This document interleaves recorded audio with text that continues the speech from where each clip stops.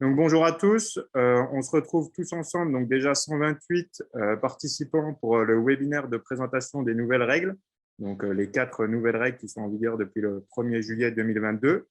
Ce webinaire est proposé par la Ligue Bourgogne-Franche-Comté de handball. Il vous sera présenté par Pierre Vaucher, que je laisserai présenter juste après, et par moi-même, Thomas Boulanger. Pierre, si tu veux bien te présenter. Donc, bonsoir à tous, Pierre Vaucher, je suis salarié de la Ligue Bourgogne-Franche-Comté de handball et également arbitre élite et EHF depuis peu. Voilà, Thomas, je te laisse la parole. Donc, Thomas Boulanger, arbitre pré-élite au sein de la fédération et salarié au sein de la Ligue Bourgogne-Franche-Comté, en charge notamment des formations en lien avec l'arbitrage. Je vais laisser Pierre activer le diapo de présentation.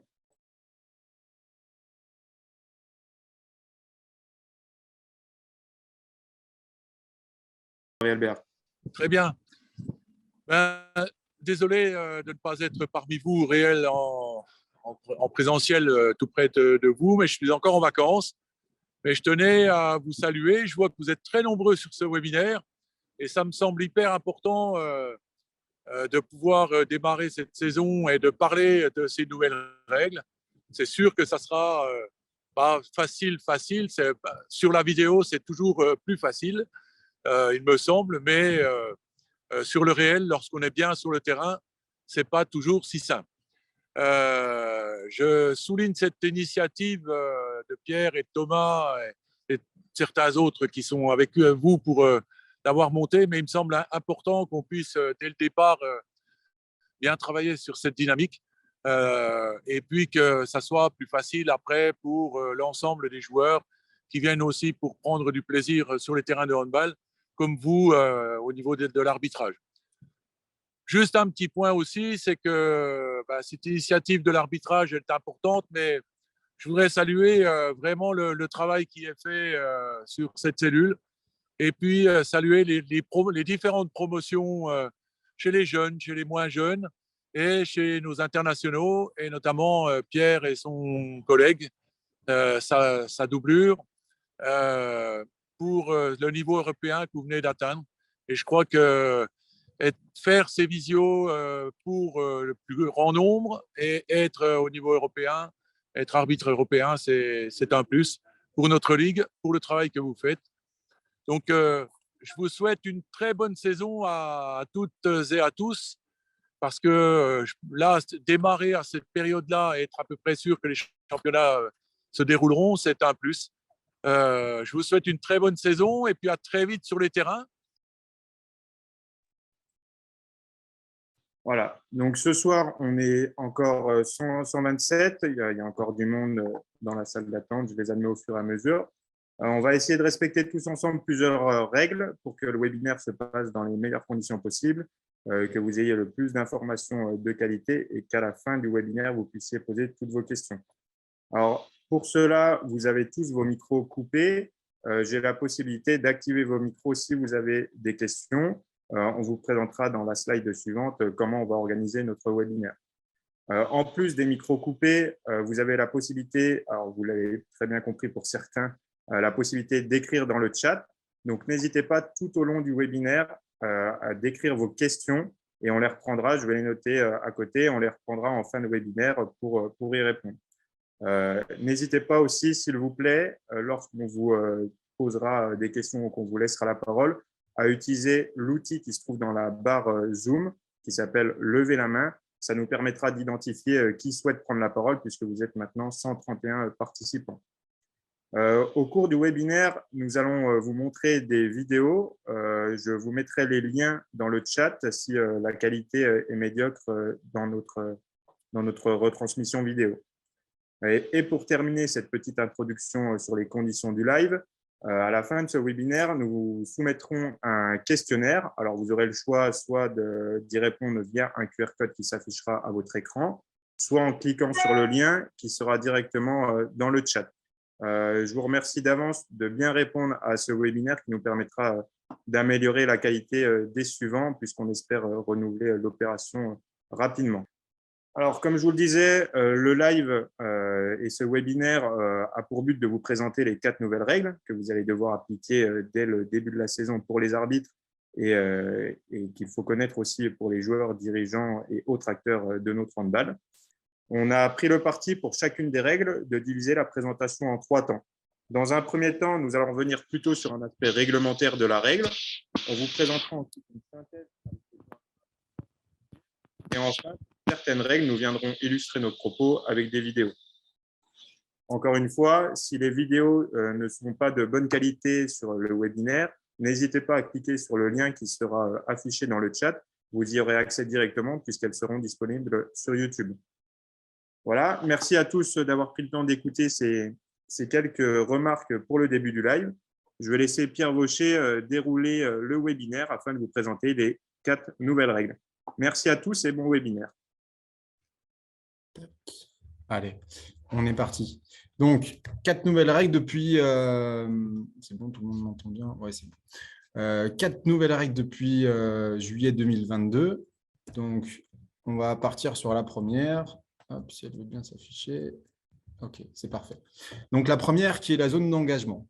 Donc, l'engagement va être modifié. Attention, je le précise dès maintenant, cette règle concerne uniquement, en France, le secteur professionnel, c'est-à-dire la D1 garçon, la D2 garçon, la D1 fille, la D2 fille et la N1 pool élite.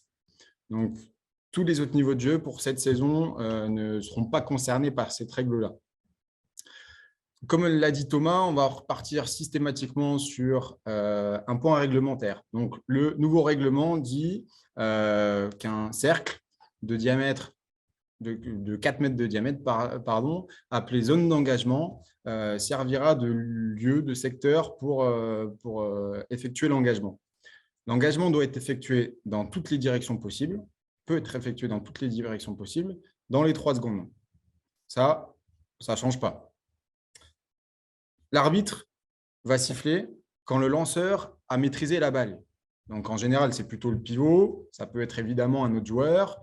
À partir du moment où le lanceur a maîtrisé la balle, l'arbitre aura et pourra siffler.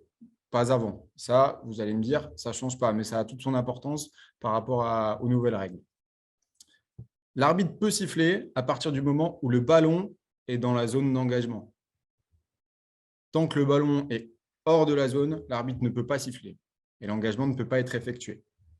Et de la même manière, le lanceur a au minimum un pied dans la zone d'engagement. Donc, avoir maîtrisé la balle, le ballon dans la zone d'engagement et un pied dans la zone d'engagement pour que l'arbitre puisse siffler. Ça, c'est ce qui est écrit dans le règlement, dans le nouveau règlement depuis le mois de juillet. L'engagement est considéré comme exécuté si le ballon a quitté la main du lanceur ou que le ballon est entré en contact avec un coéquipier. De la même manière, c'est ce que dit notre nouvelle règle. Voilà. Pour synthétiser un petit peu, le lanceur doit être dans la zone d'engagement. Donc, tous les petits pieds verts sont interprétés comme être dans la zone d'engagement. Uniquement un appui suffit. Donc là, vous pouvez voir sur l'image, en bas à gauche, avec uniquement le pied droit dans la zone d'engagement. En bas à droite, où il y a une partie du pied gauche et une partie du pied droit dans la zone d'engagement, c'est OK. À partir du moment où les pieds sont dedans, plus le ballon, pas de problème. Attention, s'il y a un pied dans la zone d'engagement, mais l'autre pied dans le demi-terrain adverse, l'engagement n'est pas valide. Donc, voilà toute la spécificité et les particularités de cette règle concernant le lanceur. Donc, on va détailler un petit peu. Okay. Première image ici, le lanceur a les 2 pieds à l'intérieur de la zone d'engagement, avec le ballon à l'intérieur. Pas de problème, l'arbitre peut siffler, tout va bien. Deuxième situation, le lanceur a un pied à l'intérieur de la zone d'engagement, l'autre à l'extérieur, mais dans sa moitié de terrain. Avec le ballon, attention, l'illustration n'est pas forcément très bien faite. Avec le ballon à l'intérieur de la zone, par du principe qu'il est à l'intérieur de la zone, tout est bon, l'engagement peut être effectué. À l'inverse, le lanceur a un appui dans la zone d'engagement, mais l'autre appui dans le camp adverse, l'engagement ne peut pas être effectué. Et de la même manière, il est interdit pour le lanceur de sauter après que l'arbitre ait donné son coup de sifflet. Donc, si l'arbitre siffle et que le lanceur saute, il convient de donner un jet franc à l'équipe adverse, donc perte de balle pour l'attaque. De la même manière, si l'arbitre siffle et que le lanceur sort de la zone d'engagement en étant dans le demi-terrain adverse, jet franc pour l'équipe adverse, donc perte de balle pour l'équipe qui jouait l'engagement. Voilà ce qui concerne le lanceur. S'il y a des questions dans le chat, n'hésitez pas, peut-être que Thomas, tu peux… au cas où. OK. Concernant les défenseurs. Les défenseurs, il faut considérer la zone d'engagement comme un cylindre et pas uniquement comme une zone uniquement au sol. Donc, les défenseurs n'ont pas le droit de pénétrer dans la zone d'engagement. Pas le droit de pénétrer sur la zone d'engagement au niveau des membres inférieurs, je dirais, mais également au niveau des membres supérieurs. Donc là, comme l'illustre le schéma, le défenseur est en dehors, tout va bien. Sur cette deuxième photo de droite, de la même manière, le défenseur intercepte une passe du lanceur vers un arrière. Le défenseur intercepte sans être dans la zone d'engagement. Tout va bien, c'est autorisé. À l'inverse, ici sur la photo de gauche, le lanceur est dans sa zone d'engagement avec un défenseur qui a les pieds à l'extérieur de la zone d'engagement, mais les membres inférieurs au niveau du bras à l'intérieur de la zone d'engagement. Donc, ce n'est pas autorisé. Pas autorisé à partir du moment où ça perturbe la continuité du jeu, et j'insiste là-dessus, que ça perturbe la continuité du jeu, il convient d'exclure par une sanction personnelle adaptée le défenseur. Donc, exclure pour 2 minutes. À partir du moment où il perturbe la continuité du jeu. Ici, de la même manière sur la photo de droite, défenseur à l'intérieur de la zone d'engagement, voilà. Exclusion. Donc, en résumé, le lanceur peut courir avec la balle, sans problème, dans la zone d'engagement, effectuer plus de 3 pas ballon en main. S'il veut, il peut effectuer 10 pas ballon en main, sans problème, à partir du moment où il reste dans les 3 secondes. Le lanceur peut cependant pas dribbler, pas sortir de la zone d'engagement à partir du moment où c'est sifflé. Il ne peut pas sauter.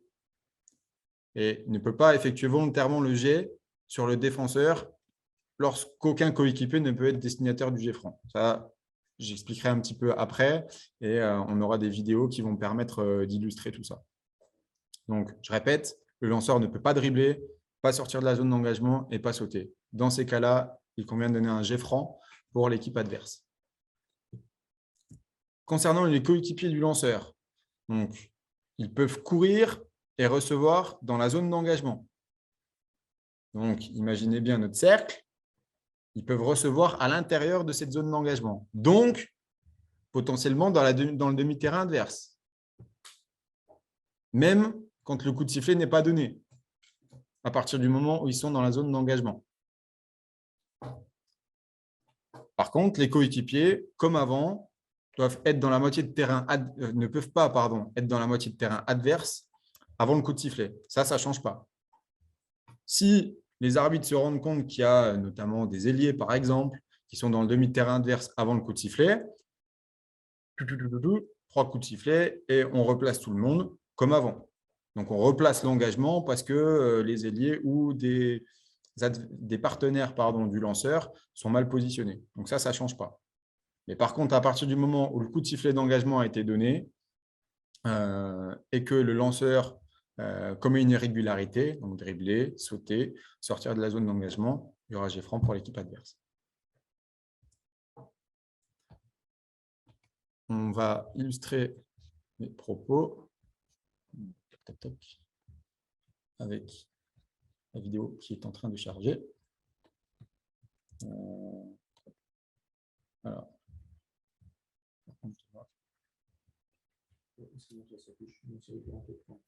ouais, j'attends juste, voilà, le temps que ça se mette un petit peu. Okay. Je vais les mettre dans l'ordre. Hop. Là, on va commencer par la une, ce sera mieux. Ok, c'est parti. Je vais mettre le fond d'écran. Ok, parfait. Ok, donc là, on se rend compte qu'il y a un engagement qui est joué. Le défenseur passe, et je vais la remettre à l'intérieur de la zone d'engagement. Ce n'est pas autorisé et ça perturbe la continuité du jeu. Donc, j'ai franc et exclusion du défenseur qui passe par la zone. Okay. Donc, je vais me permettre de la remettre une dernière fois. Hop.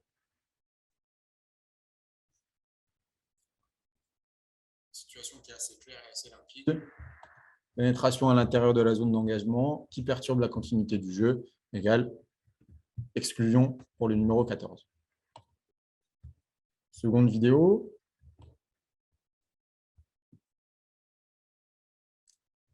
De la même manière, exécution qui est correcte, une joueuse qui passe à l'intérieur de la zone d'engagement et qui perturbe la continuité du jeu en interceptant le ballon.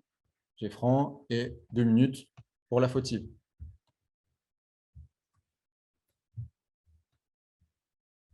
Troisième vidéo.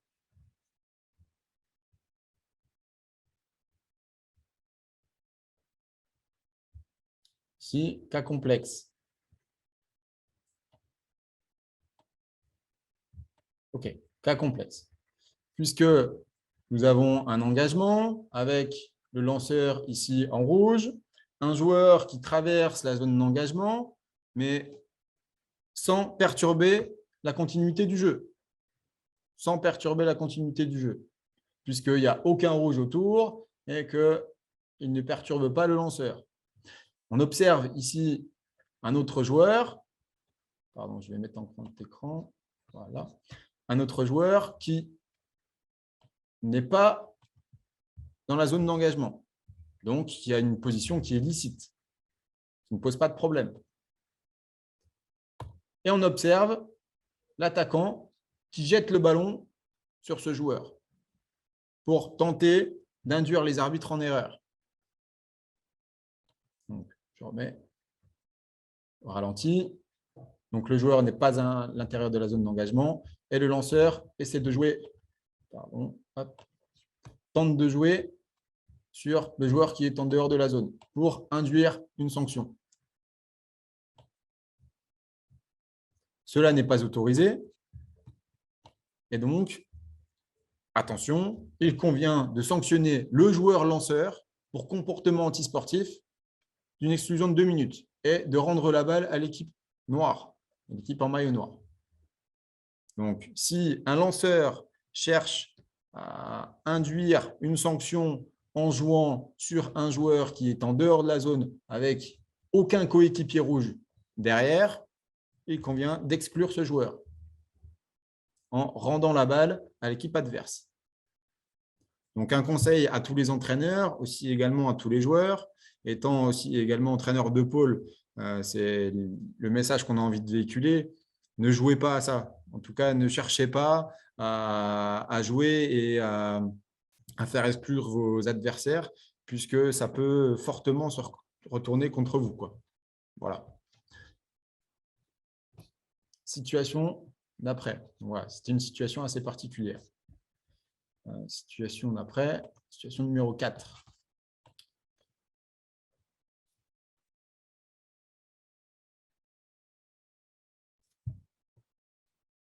De la même manière, l'engagement est effectué. Le jet est volontairement sur le défenseur, effectué volontairement sur le défenseur, pardon. Aucun coéquipier de l'attaquant ne peut être destinataire de ce jet. Donc, de la même manière que la vidéo précédente, exclusion du numéro 23 pour comportement antisportif et G franc pour l'équipe adverse. Même principe que la vidéo précédente. Alors, vidéo numéro 5, cas un petit peu particulier également. Okay. Là, on se trouve dans les 30 dernières secondes. La zone d'engagement est en place. Voilà. On se trouve dans les 30 dernières secondes. L'arbitre siffle et on voit très bien que le défenseur pénètre dans la zone d'engagement.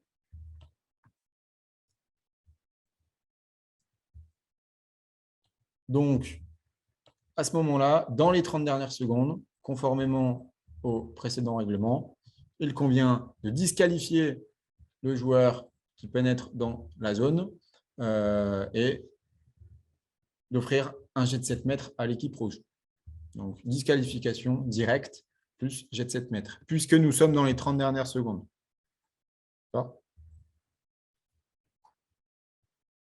Donc, cas particulier. Dernière vidéo pour cette première règle de l'engagement.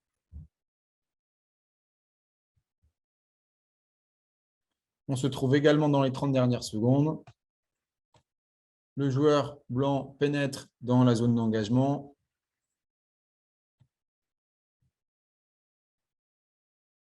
Contre le tir, dans les 30 dernières secondes, il convient de disqualifier le joueur fautif et de donner un jet de 7 mètres à l'équipe attaquante, à l'équipe verte en l'occurrence. Voilà pour ces premières règles.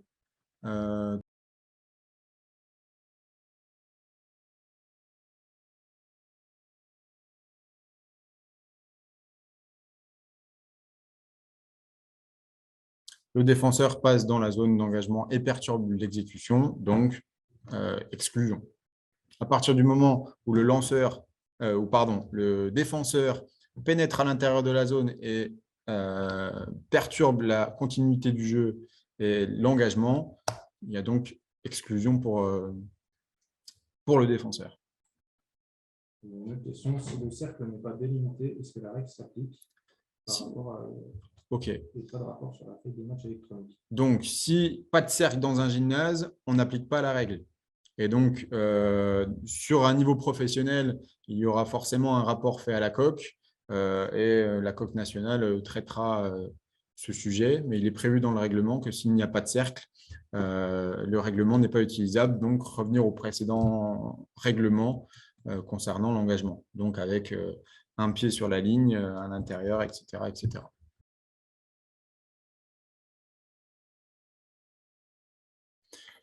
Non.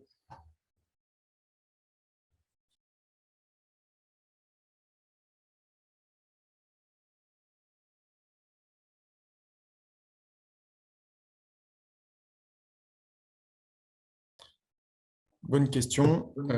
Pour le moment, pas de recours à la vidéo. Il y a des tests qui sont effectués, qui ont été effectués la saison dernière sur le secteur professionnel. Il y en aura aussi cette année à ma connaissance, mais pour l'instant, rien d'acté. Donc, vous présentez la première nouveauté qui est la zone d'engagement qui, je le vois dans le chat, pose quelques questions. Je vous précise que cette règle est applicable uniquement au secteur professionnel, D1 masculine, D2 masculine, D1 féminine, D2 féminine et la nationale 1 masculine, uniquement la poule élite, autrement dit la poule numéro 1. Donc, la deuxième règle concernant le jeu passif. On va repartir sur le règlement. Règlement donc pour les amateurs de handball, règle 7.12 et interprétation numéro 4 concernant le jeu passif.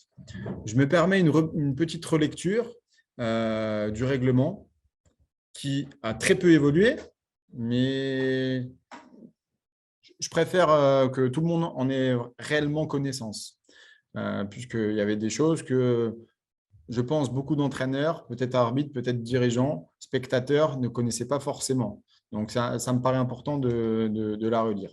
Donc, lorsqu'une éventuelle tendance de jeu passif est reconnue, l'arbitre doit le signaler par un geste d'avertissement, donc avec le bras levé.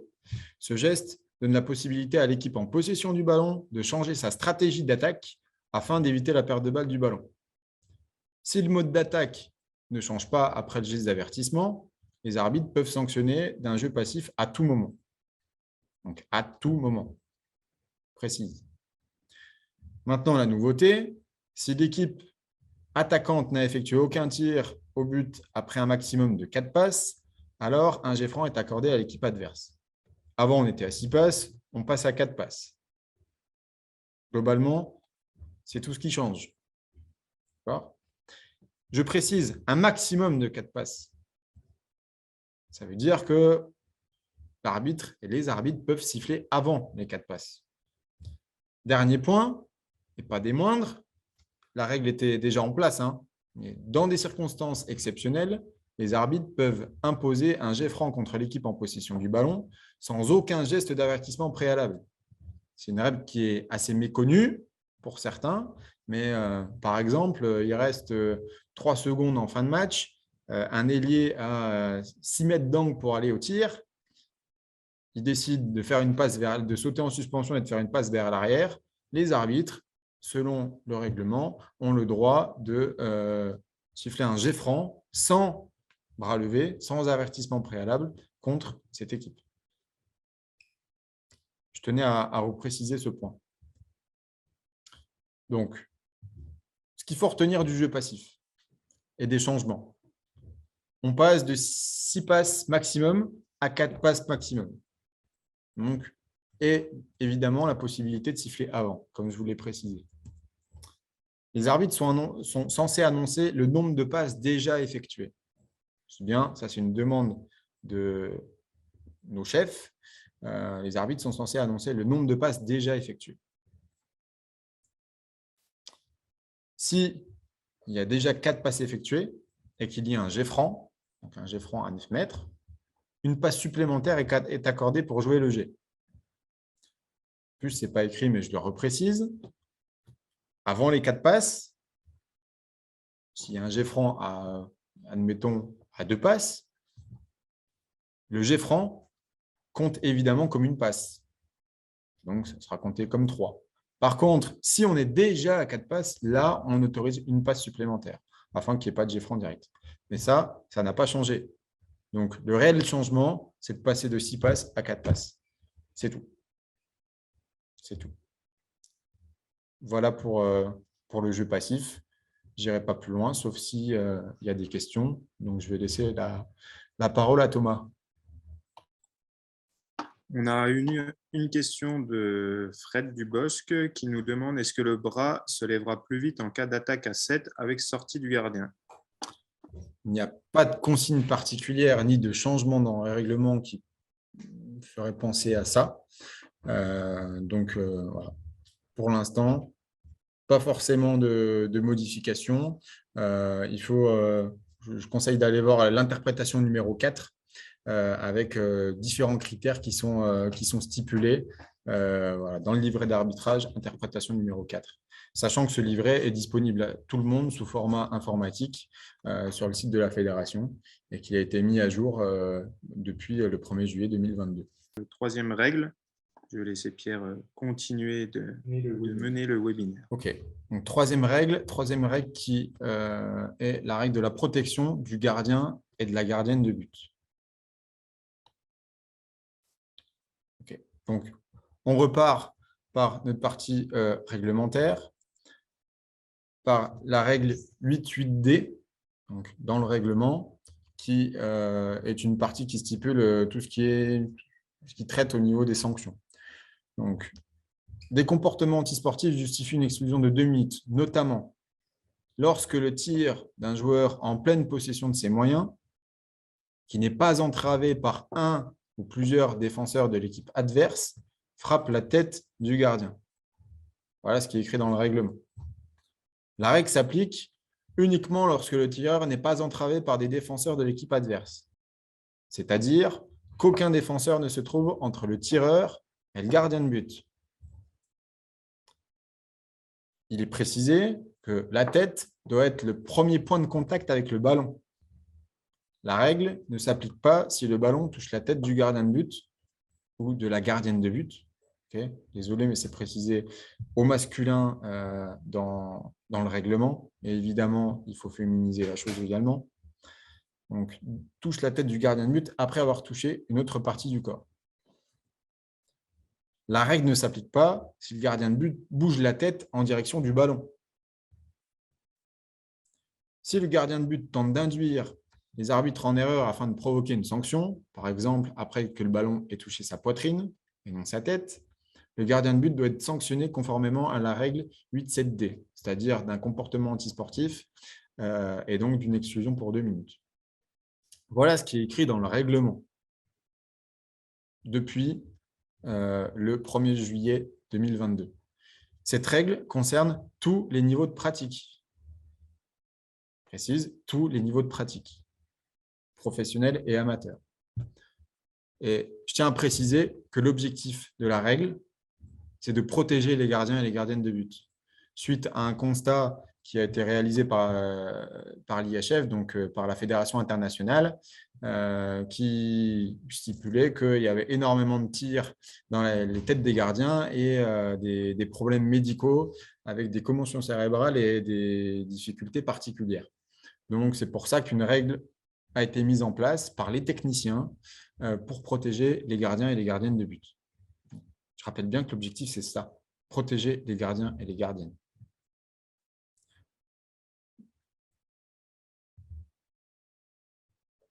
Donc, ce qu'on peut en retenir, il y a exclusion pour 2 minutes pour le tireur si aucun défenseur ne se trouve entre celui-ci et le gardien. Si le premier point de contact est la tête, et c'est très important. Attention, il y a un critère supplémentaire. Si le ballon change de direction après le contact, on illustrera ensuite par des vidéos, il faut absolument que le ballon change de direction. Si le ballon frôle la tête et rentre dans le but, il ne peut pas y avoir d'exclusion pour 2 minutes. Le règlement est très strict là-dessus. Et les critères donnés par l'IHF le sont également et c'est très clair. Il y a également exclusion pour le tireur si le gardien ne réalise pas d'action de la tête en direction du ballon. Donc, il faut que le ballon aille à la tête et pas la tête qui aille au ballon. Attention, et je le précisais dans les objectifs de cette règle, l'objectif, c'est de protéger les gardiens de but. Donc, si certains gardiens de but cherchent à induire la décision des arbitres dans le but de provoquer une sanction, en d'autres termes, simuler un tir dans la tête, je prends un tir dans l'épaule et je fais croire que c'est la tête, je suis exclu pour 2 minutes. Donc, que les gardiens ne cherchent pas à jouer avec une règle qui est faite pour les protéger. Voilà pourquoi il est bien stipulé dans le règlement de l'IHF que tout gardien qui tente d'induire les arbitres en erreur se verra exclure. Attention, le règlement n'a pas changé concernant les tirs dans la tête sur jet de 7 mètres et sur jet franc. C'est-à-dire, si un jet de 7 mètres est effectué directement dans la tête du gardien, sans action de celui-ci en direction de la balle, conformément à la règle précédente, c'est-à-dire les années d'avant, il convient de disqualifier directement le joueur. Donc, jet de 7 mètres, tir direct dans la tête, égale disqualification directe. De la même manière, sur un jet franc direct de fin de match ou de fin de mi-temps, lorsque le tireur tire directement dans la tête du défenseur, donc dans la tête d'un contre, d'accord ? Et je précise sur jet franc direct, il convient également de disqualifier le tireur. Donc, sur des jets arrêtés, jet franc, jet de 7 mètres, tir dans la tête du gardien ou du contre, disqualification directe. La règle ne change pas. Pour tout autre tir, on se réfère à la règle que je viens de citer précédemment pour l'exclusion. Des petits conseils pour les arbitres. Si vous avez une suspicion de tir dans la tête, gardien ou d'une tireuse, d'un gardien ou d'une gardienne, pardon. Il est préconisé un arrêt du temps immédiat. Deuxième chose, de retenir le numéro du tireur ou de la tireuse. D'effectuer un protocole commotion, c'est-à-dire au niveau professionnel, faire rentrer le médecin, au niveau amateur, sortir le carton blanc et faire rentrer une personne du staff. On vous conseille également de vous concerter entre les deux arbitres pour prendre une décision commune, systématiquement. Puis, observation des arbitres de l'état du gardien. C'est vrai que l'état du visage peut donner certains indices afin de prendre une décision disciplinaire et sportive. Je ne l'ai pas précisé juste avant. Tir dans la tête de la gardienne, ça veut dire jet franc pour l'équipe adverse et exclusion pour le tireur. Et jet franc et non renvoi. En cas de jet franc direct de fin de match, quelques petits conseils supplémentaires pour les arbitres. Donc, placer correctement les défenseurs, en disant peut-être les talons sur la zone, une proposition. Placer correctement le tireur, avec un pied en dehors des 9 mètres, et veiller à ce qu'il ne saute pas. Donc, peut-être lui donner ce petit conseil avant, parce que je rappelle que les arbitres sont au service du jeu. Prévenir un éventuel tir dans la tête d'un défenseur.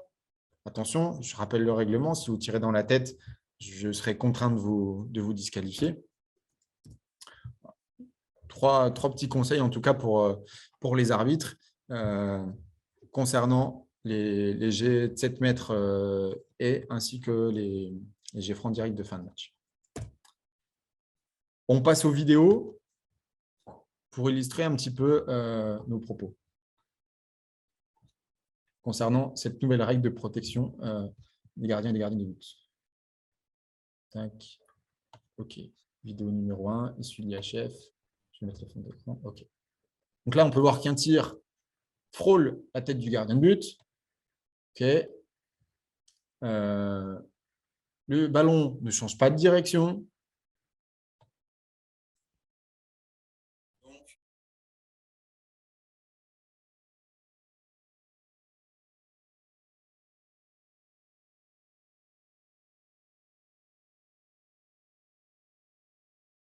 il y a un très léger contact sans aucun changement de direction de la balle. Donc, aucune sanction possible. Jouer. Deuxième situation. Ici, on voit clairement que le ballon touche la tête et change de direction. Le premier point de contact est la tête.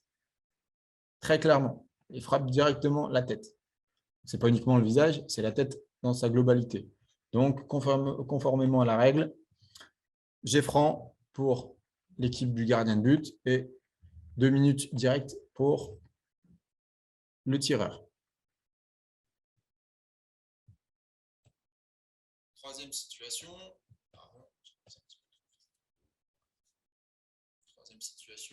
Le ballon frappe la tête, puis frappe la main du gardien de but. Donc, le premier point de contact est la tête. Le ballon change clairement de direction. Voilà, exclusion immédiate et jet franc pour l'équipe adverse. Dernière situation, de la même manière, le ballon frappe la tête, puis ensuite la main. Je pense que vous avez compris, jet franc plus exclusion. Est-ce que j'ai raté une scène? Pardon. OK. De la même manière, encore, ça frappe la tête, puis ça roule sur l'épaule. De la même manière, jet franc plus exclusion pour le tireur. Deuxième vidéo.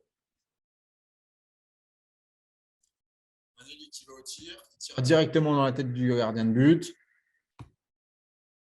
Arrêt du temps immédiat des arbitres. Et on va avoir le ralenti, voilà. Donc, clairement, le joueur est seul face au gardien de but, sans aucun défenseur qui perturbe le tireur. Tire directement dans la tête du gardien de but. Donc, jet franc, ainsi que exclusion pour le tireur. Deuxième partie de la vidéo. Il est libre pour aller tirer. un gardien qui prend le ballon directement dans la tête. Donc, premier point de contact, la tête, avec un changement clair de direction. Ralenti, OK. Même s'il effectue une légère parade, c'est le ballon qui va à la tête. Donc, c'est clair. Exclusion pour le tireur. Et j'ai franc. Troisième vidéo.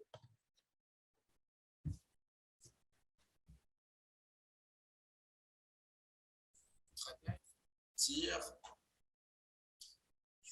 C'est le ralenti. Afin de bien observer.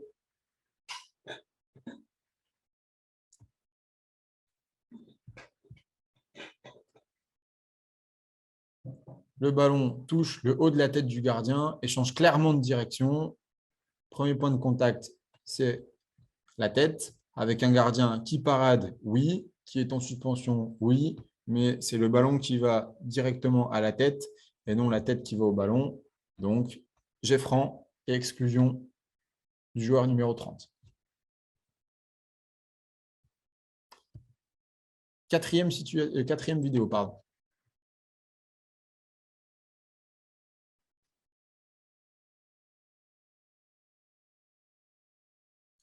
La pivot reçoit la balle. Tire dans la tête de la gardienne de but. Je vais laisser le ralenti. OK. On observe bien ici une défense avec une pénétration dans la zone de la défenseuse. Donc, l'attaquante est perturbée et entravée par la défenseuse. Donc, elle n'est absolument pas dans une situation toute seule face à la gardienne de but. Et tire dans la tête. Je vais la remettre à vitesse réelle. OK, puis au ralenti. Donc, sur cette situation-là, il est impossible d'exclure la tireuse. Donc, en plus de ça, les arbitres sifflent un jet de 7 mètres. Complètement logique. Donc, il est impossible d'exclure la tireuse. Donc, 7 mètres et rien du tout.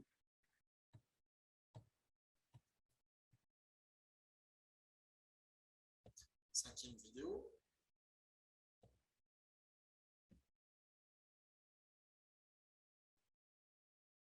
Attaque, tir dans la tête et deuxième tir dans la tête.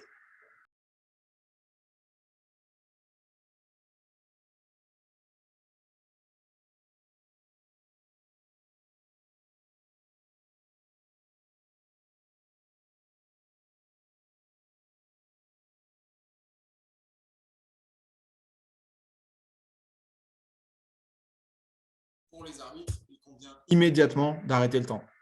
Immédiatement d'arrêter le temps et d'exclure ce joueur, le tireur, et de donner un jet franc à l'équipe des gardiens de but. Si, par hasard, les arbitres oublient d'arrêter le temps, pardon, et que 2 situations de suite dans la tête de gardien de but, théoriquement, il pourrait y avoir 2 fois 2 minutes. Il pourrait. Je dis bien théoriquement. Il va être demandé aux arbitres d'arrêter immédiatement le temps afin d'exclure uniquement un joueur et que le gardien ne prenne pas 2 tirs dans la tête consécutifs, évidemment.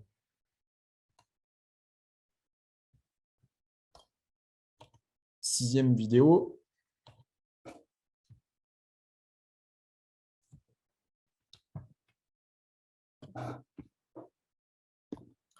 Sixième vidéo, donc tir dans l'espace 1-2. Je vous laisse bien observer le ralenti.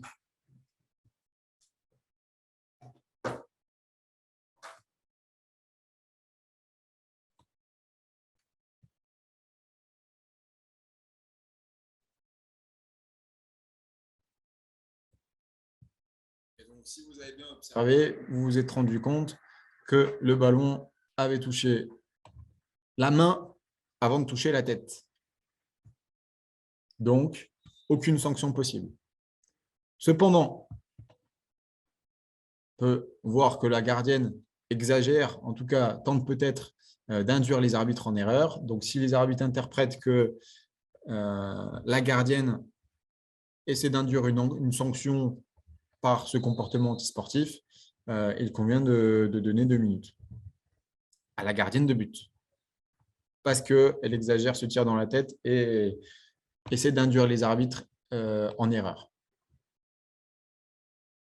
Et donc, évidemment, rien pour la tireuse, puisque le premier point de contact était au niveau de l'épaule, du bras. Hop. 7e vidéo.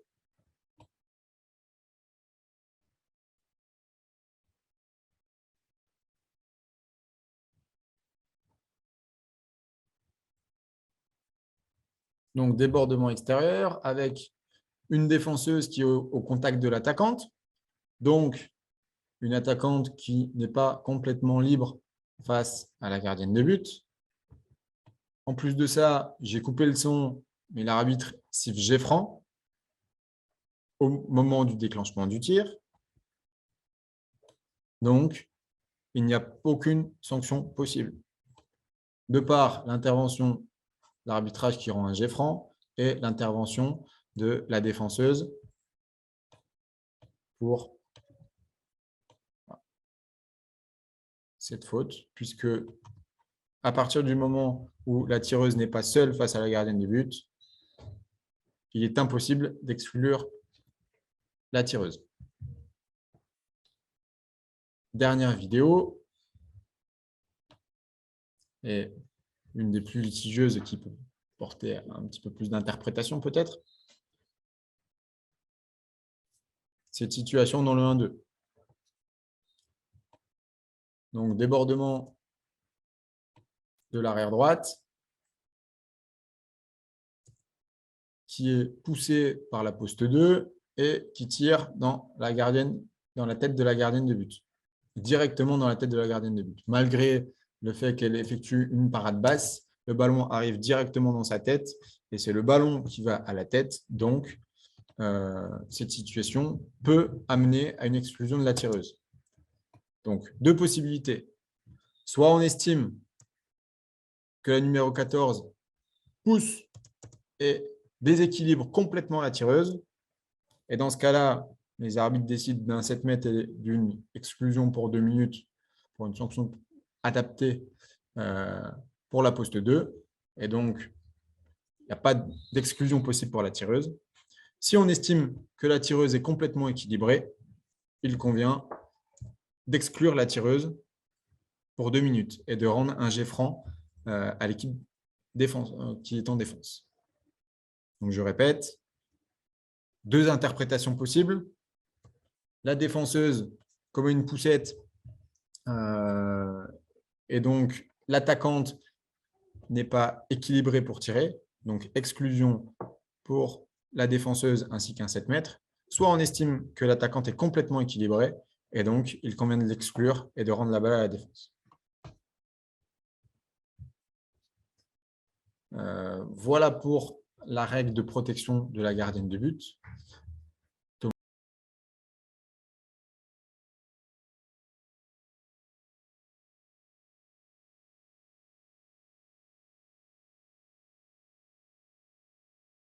Il convient de redonner la balle, donc tir dans la tête ou suspicion de tir dans la tête, arrêt du temps immédiat.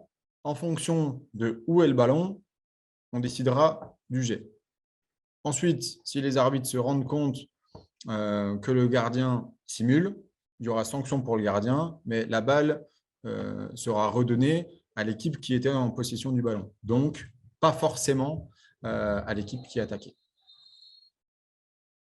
Tout dépend du timing d'arrêt du temps.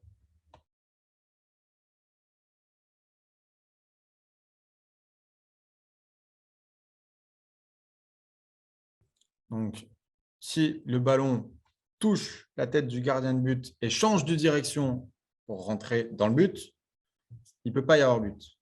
Par contre, si le ballon touche la tête du gardien et qu'il n'y a pas de changement de direction de la balle, alors il y a but. Donc, s'il y a but, il n'y a pas de sanction. Si le ballon touche la tête du gardien, change de direction et rentre dans le but, il ne peut pas y avoir but et il y a exclusion pour le tireur avec un ballon qui est rendu à l'équipe qui défend sur un jet franc.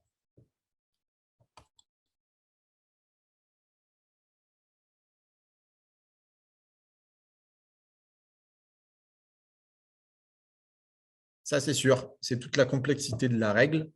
Il faut arriver à observer le point de contact, c'est-à-dire où est-ce que le ballon frappe le gardien. Donc, est-ce que c'est l'épaule, est-ce que c'est le bras, est-ce que c'est la tête, est-ce que c'est la poitrine? On est tous conscients que c'est compliqué, c'est difficile, que ça va vite. Donc, c'est pour ça que je pense que les arbitres vont devoir adapter leur placement et en complémentarité à deux, être en capacité d'observer où le ballon tape. Peut-être qu'on peut repérer également le visage du gardien avec peut-être un impact ou non. Après, voilà, c'est sûr que ça sera complexe, mais le règlement est fait ainsi. Donc, l'arbitrage va devoir s'adapter et peut-être modifier quelques comportements pour tenter d'y arriver.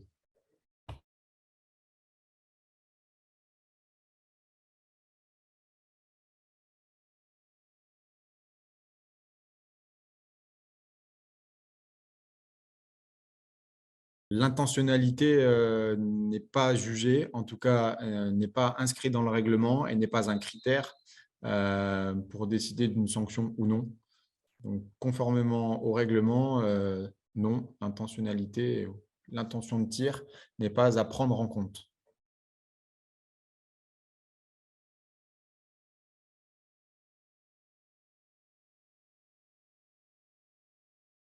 Alors, pour l'instant, dans le règlement et dans les consignes qui nous sont parues de l'IHF, donc de la Fédération internationale, il n'y a pas de notion d'intensité.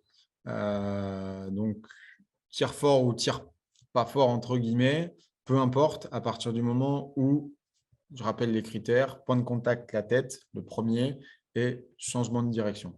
Et que le tireur soit complètement libre au moment du tir. Donc, pour le moment, pas de notion d'intensité à l'heure actuelle.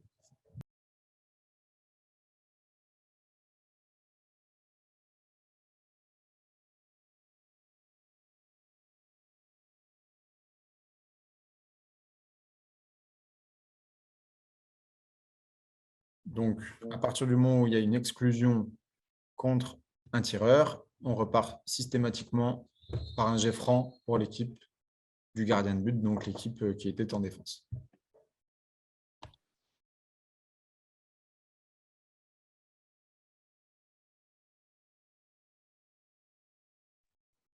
À partir du moment où on décèle qu'un gardien exagère, et c'est même pas exagère, c'est simule, clairement. C'est simule un tir dans la tête pour tenter d'induire une sanction à un adversaire. Systématiquement, il convient d'exclure le gardien de but. Après, encore faut-il le repérer, ça c'est sûr. Mais réglementairement, il sera demandé aux arbitres en tout cas d'exclure les gardiens qui tenteraient de simuler. Voilà.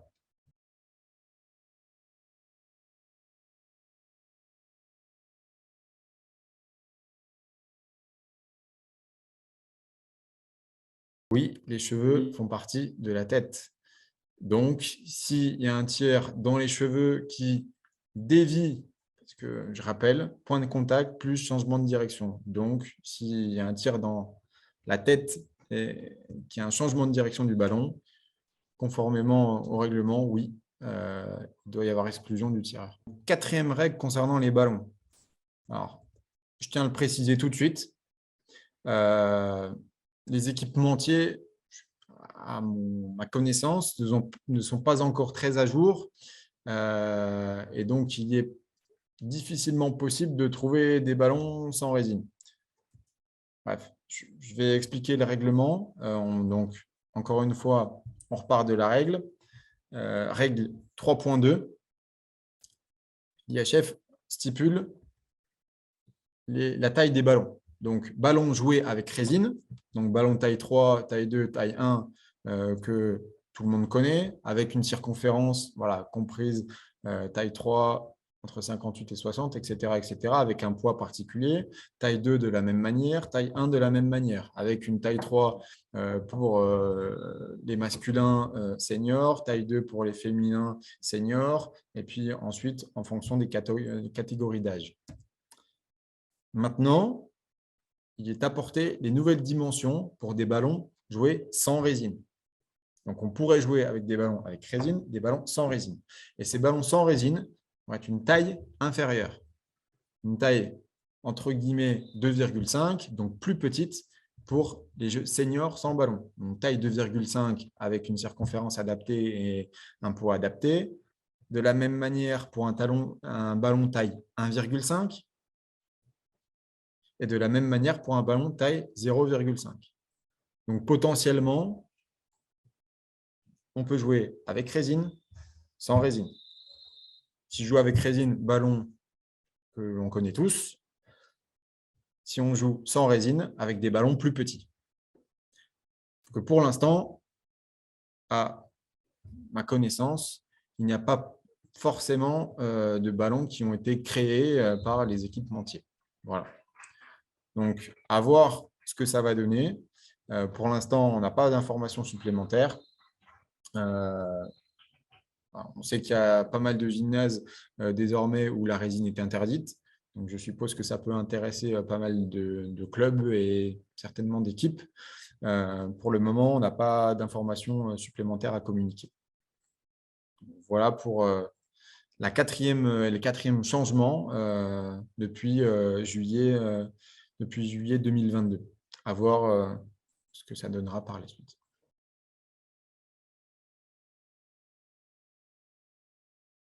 Une nouvelle question. Si nous jouons contre une équipe dont la colle n'est pas autorisée dans leur gymnase, peut-on refuser la rencontre si la taille du ballon n'est pas réglementaire?